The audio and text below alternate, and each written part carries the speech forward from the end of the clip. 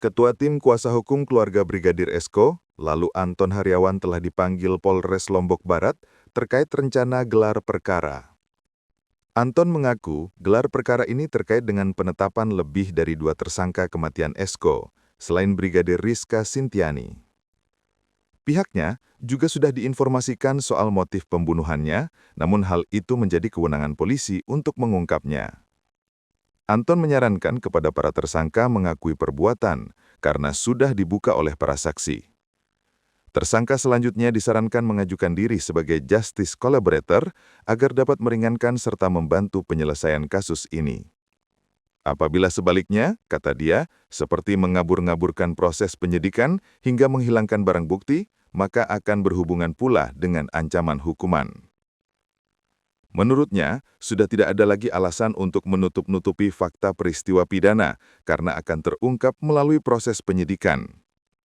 Bribtu Rizka Sintiani merupakan istri dari Brigadir Esko yang ditetapkan sebagai tersangka pembunuhan.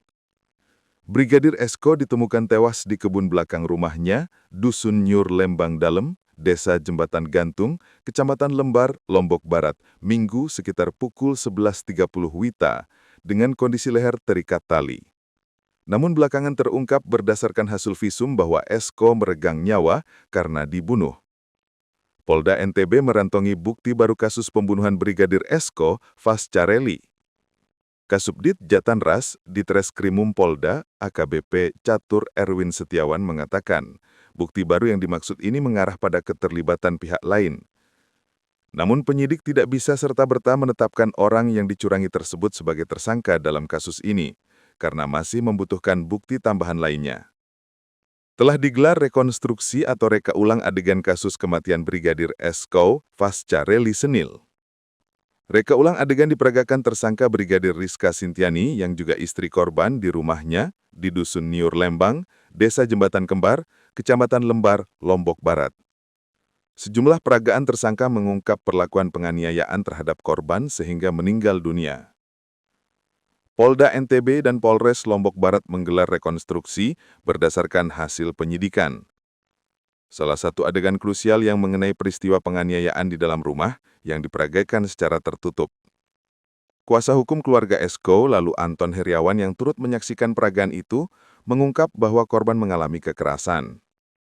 Anton menyebutkan, ada pula luka sayatan di wajah bagian dahi dan pipi, serta telapak tangan bagian kanan korban.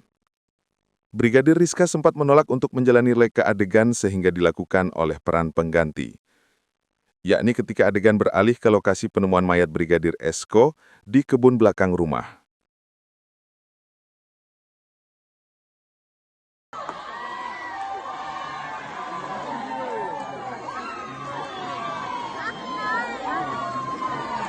Togol, nggih.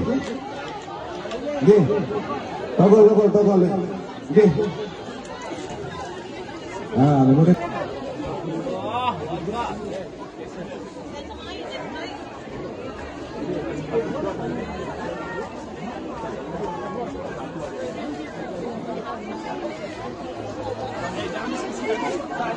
menghadirkan lokal menjadi Indonesia.